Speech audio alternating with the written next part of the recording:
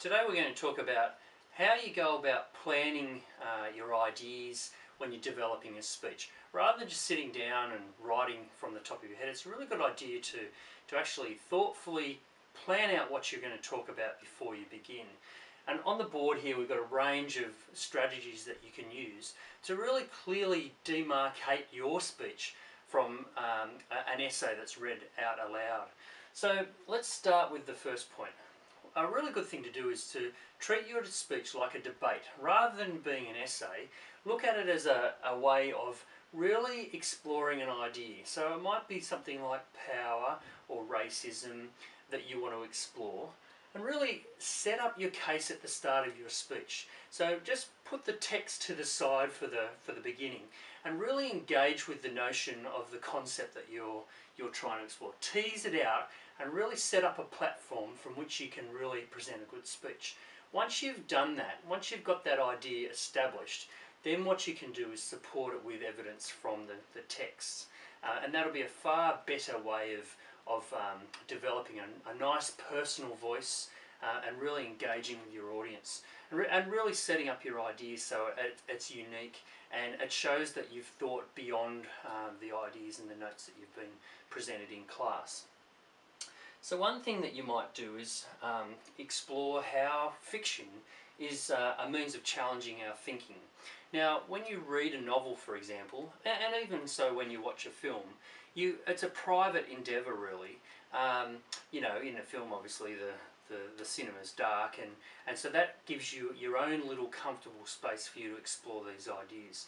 They're both a very abstract form of engaging with ideas too, because it's done in a means that is unique. It's not tied to the real world, so you're able to test your theories, your ideas and opinions in a safe environment, and then bring that out into the real world once you've formulated that. So it's a really it's a good notion to sort of consider.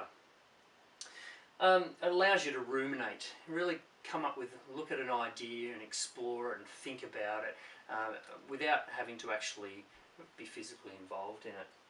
Now, one thing you can do when you start your speech, when you're setting up your introduction, is begin with a quote. So a lot of people will come up with an idea and say, I'm going to focus my argument on power and injustice and the abuse of power. So there are many places that you can go looking for quotes, but go and find a quote from someone famous, a novelist or Plato or Shakespeare or whoever, politician. It can be anyone, but see if you can find something that really encapsulates what you're trying to say. It's really going to fit in with your argument. Now, sometimes people will begin a speech and they'll say, William Shakespeare once said blah blah blah, and that's all they do with it. They don't actually use it anywhere else, and that's a real weakness in the speech. If you are going to use a quote, what you need to do is you need to integrate the idea of the quote into your argument.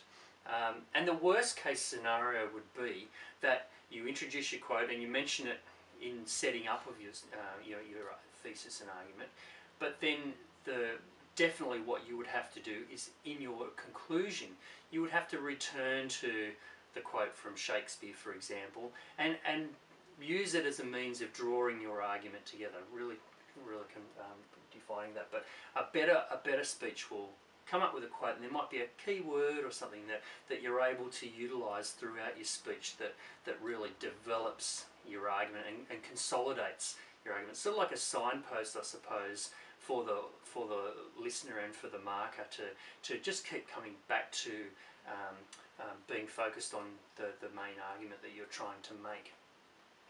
Now, another thing that's a really good thing to do is to create a metaphor, and you can use anything. So here I've got, keeping on the theme of fiction, is novels are superheroes. They fill us with courage. You could use that as a means of then exploring into Jasper Jones, for example, and looking at the role of courage and the debate about superheroes in the film. Yeah, in the novel, sorry.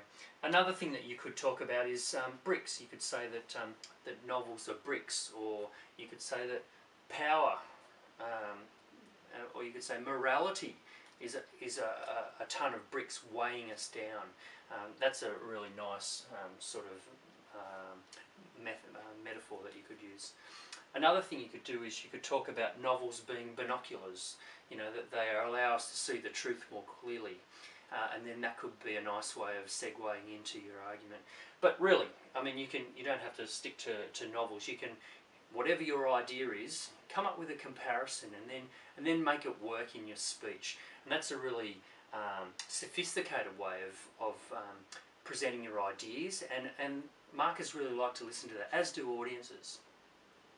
Another thing that you can do, once you've presented your introduction, you could do it in your introduction as well really, is use a hypothetical situation. So the one I've got here is, imagine if we were a lawless society. Okay, you wanted to look at injustice in the world, and so you could set up a little premise and then sort of explore this in a form that's unrelated to the text you're talking about, and then use that as the way to launch into the ideas in your text. So that's a good little type of technique to use as well. And then finally down here we've got the use of rhetorical questions. I think we're all very comfortable with that, but that's a great way of engaging the audience. And the other thing I'll put here is that if you address the audience directly, talking to them in the second person you, that's a really effective strategy too.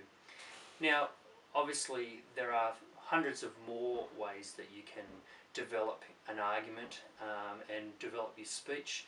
But these ones are quite common and very effective ways of just elevating your speech and making it look more like a speech rather than an essay.